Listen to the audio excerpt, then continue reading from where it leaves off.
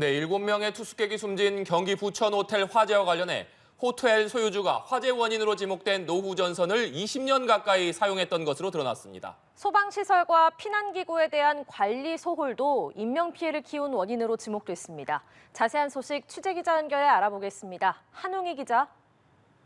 네, 경찰은 조금 전 부천 호텔 화재에 대한 수사 결과를 발표했습니다. 부실한 에어컨 전선 시공이 화재의 원인으로 지목됐는데요. 호텔 소유주 A씨는 2018년 5월 객실 에어컨 교체 과정에서 공사 난이도와 영업 지장 등을 이유로 기존의 노후 전선을 계속 사용하도록 한 것으로 드러났습니다. 해당 호텔이 2004년 10월 준공됐으니 불이 난 올해 8월까지 20년 가까이 전선을 교체하지 않은 건데요. 이후 에어컨 수리기사가 전선에 문제가 있을 수 있음을 수차례 권고했지만 방치한 것으로 조사됐습니다. 경찰 관계자는 전체의 63개 객실 중 15개는 유관상으로도 에어컨 전선 결선 상태가 부실했다고 말했습니다. 인명피해가 컸던 이유로 경찰은 불이 난 810호 객실 문이 열려져 있었고 열려있던 비상구 방화문을 통해 화염과 연기가 급속하게 복도와 위층으로 확산됐기 때문으로 봤습니다. 호텔 측은 객실 문이 자동으로 닫힐 수 있도록 하는 도어 클로저를 모든 객실에 설치하지 않았고 비상구의 방화문은 환기 등을 이유로 상시 개방해놨던 것으로 드러났습니다.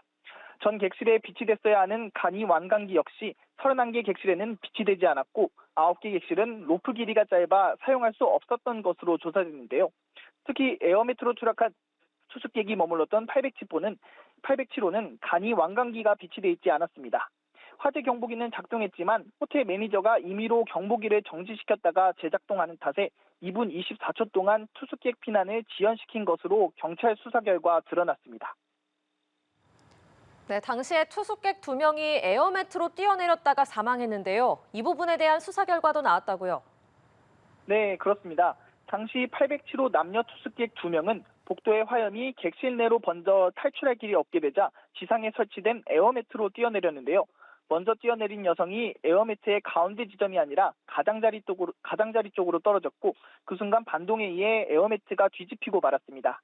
이 여성을 구조할 겨를도 없이 바로 남성이 뛰어내렸고 충격과 함께 바닥으로 떨어지면서 2명 모두 숨졌습니다.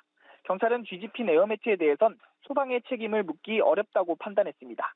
에어매트를 편 곳이 경사와 굴곡으로 고정이 쉽지 않았고 뛰어내린 투숙객이 모서리 지점으로 떨어지면서 매트가 뒤집힌 점 등을 고려해 사망 책임이 없다고 결론지었습니다. 다만 체계적인 매뉴얼이 없는 점 등 수사를 통해 확인된 제도상의 문제점을 관계기관에 통보할 예정이라고 밝혔습니다.